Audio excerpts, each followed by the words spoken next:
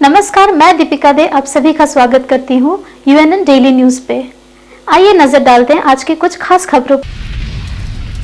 सिक्किम समेत पूर्वोत्तर के 8 राज्यों में कोरोना के मरीजों की संख्या में काफी तेजी से वृद्धि हो रही है। हालांकि स्वस्थ होने वाले मरीजों की दर में भी तेजी से इजाफा हो रहा है। तेजी से बढ़ रहे नए मरीजों की संख्या बेहद डरा रही है। पूर्वोत्तर में सबसे अधिक मामले असम में, दूसरे नंबर पर त्रिपुरा व तीसरे पर मणिपुर है। अस्पतालों में इलाज चल रहा है। 1361 मरीजों की मौत हो गई है, जबकि 05 मरीज पूर्वोत्तर से बाहर चले गए हैं।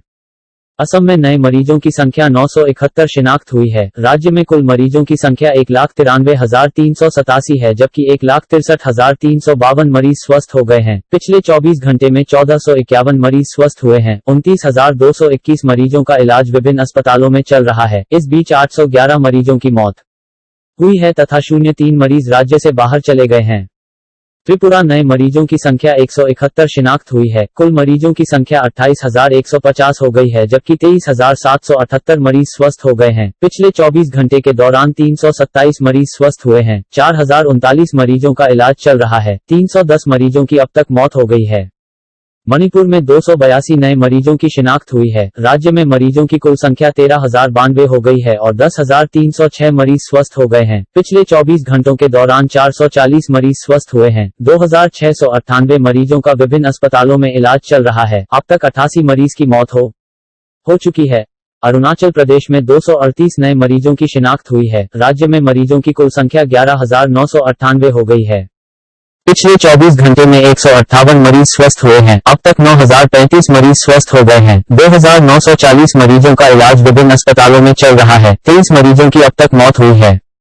मेघालय में 156 नए मरीजों की शिनाख्त हुई है। राज्य में कोरोना संक्रमितों की कुल संख्या 7,544 हो गई है, जिसमें से 5,045 मरीज स्वस्थ हो गए हैं। पिछले 24 घंटों के दौरान 142 मरीज स्वस्थ हुए हैं। 2,437 मरीजों का अभी भी इलाज चल रहा है, जबकि 62 मरीजों की मौत हो चुकी है।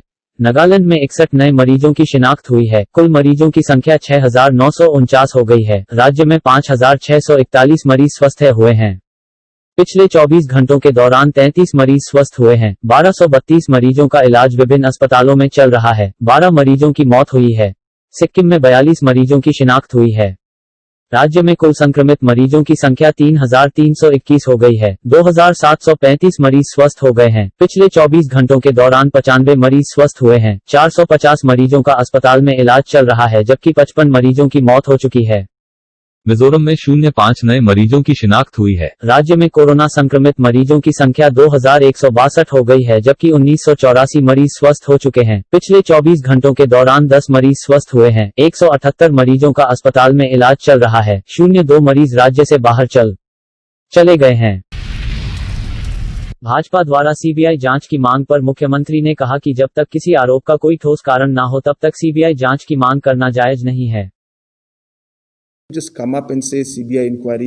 Something happens somewhere, something falls down, somebody will say CBI inquiry. If something is, some other allegation comes up somewhere else, they say CBI inquiry. You see, government has to act in a responsible manner, in a practical manner. So I think obviously if there is some base, if there is some concerns, if there are some issues that are genuine and valid, then obviously CBI is not an agency that can be just called and used for anything that one would want. So there has to be a proper systematic way in which this has to be approached. So therefore, if there are any issues that are there, definitely we'll look into it. But I don't think there are any allegations that are with any kind of base right now. And for the BJP or any other party to make these allegations on a, just statements like this, I think is really acting very responsibly. Assam-based media has reported one of your ministers, also allegation was put against one of your ministers as well. So are you doing any sort of inquiry in this? As I said, we have been very, very clear and given strict instructions to all our departments and to all different agencies within our system to ensure that no such movement takes place. So therefore, I think allegations are very easy to make. I've been very clear that we have been very strict about this. I have been taking personal interest in this and ensuring that the police have been told time and again to ensure that no such activity takes place. But as I said, it's wrong sometimes for media houses or individuals to just see a movement and say, yes, this is a coal truck, it must be illegal. I think there has to be some kind of base in which you do this. A lot of movements take place, but we're ensuring that any movement that takes place should be with proper, valid documents.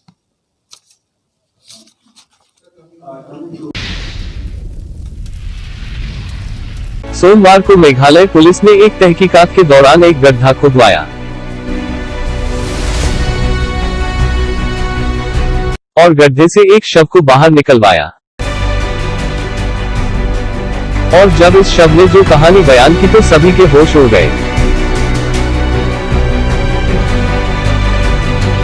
Meghalaya के पश्चिम खासी hills के नव दिसोंग गांव में दिल दहलाने वाला मामला सामने आया है। यहां जादू टोना करने के शक में एक 90 वर्षीय व्यक्ति के उसके परिवार वालों ने उन्हें जमीन में जिंदा दफन कर दिया था। लोडस्टोन पुलिस ने सोमवार को जब इस 90 वर्षीय व्यक्ति के शव को निकाला और जब इसके पीछे की कहानी बताई तो सभी के होश उड़ गए।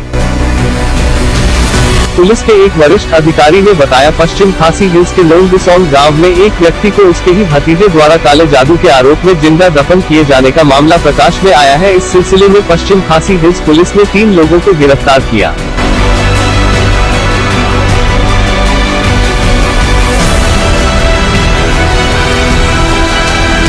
पुलिस ने बताया कि पश्चिम खासी हिल्स के लोंगदिसोंग गांव में एक व्यक्ति को उसके ही भतीजे ने जिंदा दफना दिया था, जिसमें उस पर जादू टोना करने का आरोप लगाया गया था।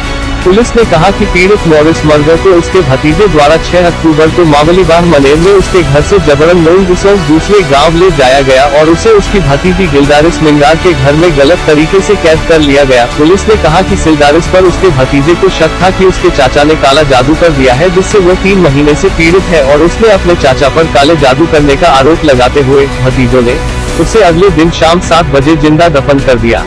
गिरफ्तार किए गए लोगों की पहचान डैनियल मार्गर 40, जेलस मार्गर 27 और डिफ्रेबल मार्गर 30 के रूप में की गई है। मावल्लब मन्नार कलैंडिंग सोहलन पियाव के सरदार द्वारा इस संदर्भ में एक प्राथमिकी भी दर्ज की गई थी और पुलिस मामले में अन्य सह अभियुक्तों की तलाश कर रही है। इस बीच सभी कानूनी औपचारिकताओं जैसे कि शव का दाह संस्कार, पूछताछ और पोस्टमार्टम रिपोर्ट देखी जा रही है, पुलिस ने कहा।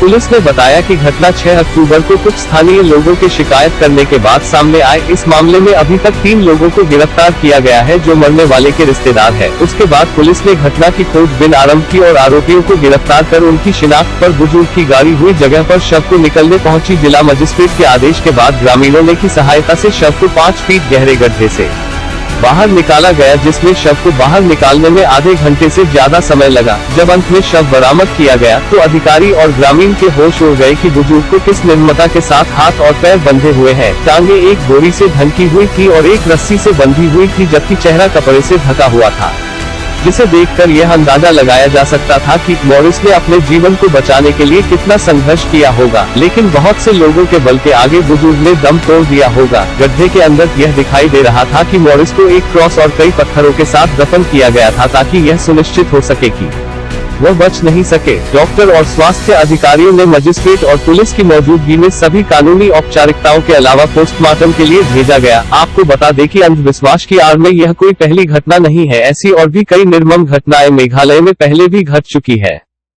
नागालैंड के दीमापुर जिले में शनिवार को कुछ अज्ञात व्यक्तियों ने असम राइफल्स के एक अस्थायी शिविर पर ग्रेनेड फेंक दिया। पुलिस ने यह जानकारी दी। दीमापुर पुलिस के जनसंपर्क अधिकारी तिरेलो आए ने कहा कि ग्रेनेड शिविर के भीतर फटा, लेकिन कोई घायल नहीं हुआ। उन्होंने कहा कि घटना पुराना बाजार क्षेत्र में स्थित अर्धसैनिक बल के अस्थायी शिविर में सुबह 5 बजे हुई। आए ने कहा कि हमले के पीछे का उद्देश्य अभी ज्ञात नहीं है। उन्होंने कहा कि अभी तक किसी आतंकी संगठन ने हमले की जिम्मेदारी नहीं ली है। भाजपा के वरिष्ठ नेता और असम के मंत्री हिमंत बिस्वा शर्मा ने रविवार को कहा कि अगर उनकी पार्टी 2021 के विधानसभा चुनाव के बाद सत्ता में आती है तो राज्य सरकार लव जिहाद के खिलाफ कड़ी लड़ाई शुरू करेगी। विधानसभा का चुनाव अगले साल मार्च-अप्रैल में प्रस्तावित है। डिब्रूगढ़ में भाजपा महिला मोर्चा की एक बैठक में उन्होंने कहा, हमें असम की जमीन पर लव जिहाद के खिलाफ एक नई और कड़ी लड़ाई शुरू करनी होगी। अगर भाजपा दोबारा सत्ता में आती है तो हम यह निर्णय लेंगे कि अगर कोई भी लड़का धार्मिक पहचान छुपाता है और असम की बेटियों और महिलाओं पर कुछ भी नकारात्मक टिप्पणी करता है तो उसे कड़ी सजा मिले। उन्होंने कहा, लव जिहाद ने असम की बेटियों के लिए पहाड़ जैसी बड़ी समस्या खड़ी की है। कई लड़कियों की तो तलाक की नौबत आ गई क्योंकि उन्हें गलत नाम बताकर लड़कों ने धोखा दिया। सन्मुखीन कराइছে। आमार भारतीय जनता पार्टी दायित्व আছে এইবাৰ যদি আমাৰ চৰকাৰ শাসনলৈ আহে আমি নিশ্চিতভাৱে নিৰ্ণয় ল'ম যে কোনোবা লৰাই যদি নিজৰ ধৰ্মীয় পৰিচয় লুকাই ৰাখি ফেচবুকৰ জৰিয়তে যদি অসমীয়া ছোৱালী বোৱাৰীৰ ওপৰত অলপ হলেও নিগেটিভ কথা ক'ব চেষ্টা কৰে তেওঁলোকক নিৰ্মমভাৱে সশ্ৰম কাৰাদণ্ডৰ তেওঁলোক সন্মুখীন হ'ব লাগিব। আমি লাভ জেহাদৰ বিৰুদ্ধে এক নতুন আৰু দৃঢ় যুঁজ আমি অসমৰ মাটিত আমি আৰম্ভ কৰিব লাগিব। আৰু যেতিয়াই ধিং ৰূপহী হোজাই আৰু যেতিয়াই মধ্য নামনি অসম বৰাক উপত্যকাত যেতিয়াই অসমীয়া ছোৱালীৰ ওপৰত ভাৰতীয় ছোৱালীৰ ওপৰত কোনোবা সভ্যতা সংস্কৃতি আক্ৰমণ কৰিব তাক নিৰ্মমভাৱে প্ৰত্যুত্তৰ দিয়া হ'ব। এই সংকল্প ভাৰতীয় জনতা পাৰ্টি আজি হাতত লৈছে। गारो हिल स्वायत्त जिला परिषद के चुनाव को कोरोना महामारी के चलते टाला गया और साथ ही स्वायत्त जिला परिषद में प्रशासनिक शासन लगाया गया। Was regarding the general elections to the Garo Hills Autonomous District Council. The cabinet today decided to postpone the general elections to the Garo Hills Autonomous District Council to a date to be decided later, depending on the COVID-19 pandemic situation in the state. The second decision that was taken by the cabinet today was the taking over of the administration of the Garo Hills Autonomous District Council by the governor under para 16(2) of the 6th schedule to the Constitution of India. So friends, these were the अवैध कोयला परिवहन के मुद्दे पर जवाब देते हुए मुख्यमंत्री कॉनराड संगमा ने कहा कि जरूरी नहीं है कि राष्ट्रीय राजमार्ग पर चलने वाला कोयले का सभी ट्रक गैर कानूनी तरीके से कोयला परिवहन कर रहा है जब तक कि उसके कागजात की जांच ना कर लिया जाए। one paper that comes out every day. But I think these allegations are completely baseless. We have been very, very clear that no such activity is being allowed. Any kind of movement that does take place with paper and with proper documentation. I think it's sometimes I feel very strongly that sometimes any movement that takes place on the highway, people think it's coal movement. And when people see a coal truck, they think it's always illegal. So I think that kind of a mindset also needs to change. Mizoram सरकार ने विवादित इलाके में मंदिर बनाने को लेकर त्रिपुरा सरकार से शिकायत करके विरोध दर्ज कराया है। पूर्वोत्तर के दोनों राज्यों के बीच सीमा को लेकर विवाद है। मिजोरम के गृह सचिव लालबिक सांगी ने शुक्रवार को त्रिपुरा के अपने समकक्ष अधिकारी को पत्र लिखकर मंदिर निर्माण रोकने को कहा। यह मंदिर मामिट जिले के फुलडुंगसेई गांव के पास थिदावर तलांग में बन रहा है। लालबिक सांगी ने कहा कि अंतर्राज्यीय सीमा के विवादित इलाके में मंदिर के निर्माण से कानून व्यवस्था की समस्या उत्पन्न हो सकती है। उन्होंने त्रिपुरा के अपने समकक्ष को लिखे अपने एक पत्र में दावा किया है कि विवादित अंतर्राज्यीय सीमा पर कोई भी काम कानून व्यवस्था में समस्या पैदा कर सकता है। साथ ही उन्होंने क्षेत्र में हो रहे सभी कार्यों को तत्काल बंद करने की भी मांग की।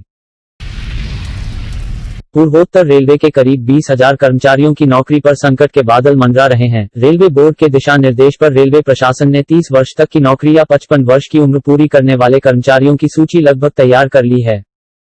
समय से पहले सेवानिवृत्त करने के लिए अधिकारियों ने सूची के आधार पर अपनी समीक्षा भी शुरू कर दी है। रेलवे बोर्ड ने भारतीय रेलवे के सभी जोनल कार्यालयों से 30 सितंबर तक कर्मचारियों की सूची मांगी थी। पूर्वोत्तर रेलवे के इज्जतनगर मंडल ने तो वाणिज्य विभाग के 17 कर्मियों की सूची संबंधित अधिकारी को सौंप भी दी है।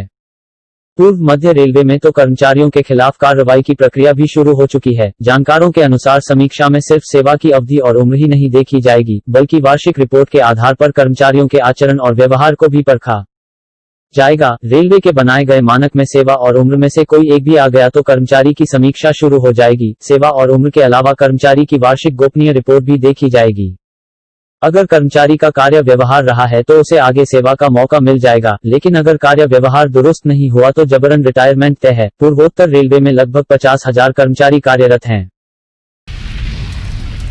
रेलवे बोर्ड ग्रुप सी एवं डी की परीक्षाएं 15 दिसंबर से कराएगा। इसमें पूर्वोत्तर रेलवे में कुल 5,196 पदों पर नियुक्ति के लिए अभ्यर्थी परीक्षा देंगे। ग्रुप सी के 1279 और ग्रुप डी में 3,917 पद स्वीकृत हैं। रेलवे भर्ती बोर्ड देश भर में एक साथ कई चरणों में ऑनलाइन परीक्षा कराएगा। अभ्यर्थियों के आवेदनों की छंटनी शुरू कर दी गई है। दिसंबर के प्रथम सप्ताह से प्रवेश पत्र डाउनलोड होने लगेंगे। रेलवे ने देश भर में ग्रुप सी एवं डी के रिक्त 1.40 लाख पदों पर भर्ती की प्रक्रिया शुरू की है। अभ्यर्थियों की ओर से आवेदन भरे जा चुके हैं, लेकिन कोविड के चलते 6 महीने से भर्ती प्रक्रिया ठप थी। पिछले दिनों रेल मंत्री पीयूष गोयल ने ट्वीट कर परीक्षा की तिथि की जानकारी दी। पूर्वोत्तर रेलवे में गार्ड, क्लर्क, ट्रैकमैन, पॉइंटमैन आदि पदों पर भर्ती की जाएगी। रेलवे के जानकारों के मुताबिक भर्ती को लेकर बहुत ज्यादा अभ्यर्थियों ने आवेदन किया है। पिछले 2 महीने से आवेदनों की जांच पड़ताल का काम चल रहा है। गोरखपुर आरआरबी निर्धारित करेगा परीक्षा केंद्र। पूर्वोत्तर रेलवे में परीक्षा के संबंध में केंद्र निर्धारण गोरखपुर रेलवे भर्ती बोर्ड करेगा। रेलवे भर्ती बोर्ड से अभ्यर्थियों की संख्या भेजी जाएगी। कोविड-19 के नियमों को पालन करते हुए ऑनलाइन परीक्षा केंद्र बनाए जाएंगे। रेलवे बोर्ड ग्रुप सी एवं डी की परीक्षाएं 15 दिसंबर से कराएगा। इसमें पूर्वोत्तर रेलवे में कुल 5196 पदों पर नियुक्ति के लिए अभ्यर्थी परीक्षा देंगे। ग्रुप सी के 1279 और ग्रुप डी में 3917 पद स्वीकृत हैं। रेलवे भर्ती बोर्ड देश भर में एक साथ कई चरणों में ऑनलाइन परीक्षा कराएगा। अभ्यर्थियों के आवेदनों की छंटनी शुरू कर दी गई है। दिसंबर के प्रथम सप्ताह से प्रवेश पत्र डाउनलोड होने लगेंगे। भर्ती के संबंध में फर्जी विज्ञापन से रेलवे ने किया सावधान। रेलवे में नौकरी दिलाने के फर्जी विज्ञापन निकालकर धोखाधड़ी के कई मामले सामने आ चुके हैं। भर्ती को लेकर आवेदन करने वालों से भी जालसाजी कर रुपये लेने के मामले आने पर रेलवे प्रशासन ने लोगों को आगाह किया है। www.avastran.in पर विज्ञापन निकाला गया था, जिस पर 5285 खाली पदों का जिक्र कर आवेदन मांगा गया। आवेदन शुल्क 750 रुपये रखा गया। ग्रुप सी में इन पदों पर नियुक्ति commercial assistant, station master, goods guards, junior clerk cum typist, trains clerk, senior commercial cum ticket clerk, junior stenographer, junior translator आदि। आवेदन शुल्क 750 रुपये रखा गया। ग्रुप सी में इन पदों पर नियुक्ति commercial assistant, station master, goods guards, junior clerk cum typist, trains clerk, senior commercial cum ticket clerk, junior stenographer, junior translator आदि। ग्रुप डी में इन पदों पर होगी नियुक्ति assistant workshop, assistant bridge, assistant CNW, assistant store depot, assistant loco shed, assistant operation, assistant pointsman, assistant signal telecom, assistant tech machine आदि। इसका विवरण रोजगार समाचार एनी रेलवे की अधिकृत वेबसाइट पर अंकित किया जाता है। शिलोंग के 2 सड़कों के नाम बदलने का फैसला राज्य मंत्रिमंडल की बैठक में लिया गया। That has been given by the naming committee has proposed A, that the Maulai bypass road is being proposed and it's been decided that it will be named as Founder Strong Kaji Road. This is the Maulai bypass. Will be named the Founder Strong Kaji Road. The second decision that was taken was the long round road from TSS Road Junction to FCI Godown is proposed to be named as Archbishop Dominic Jala Road. I repeat, the long round road from TSS Road Junction to FCI Godown is proposed to be renamed as Archbishop Dominic Jala Road.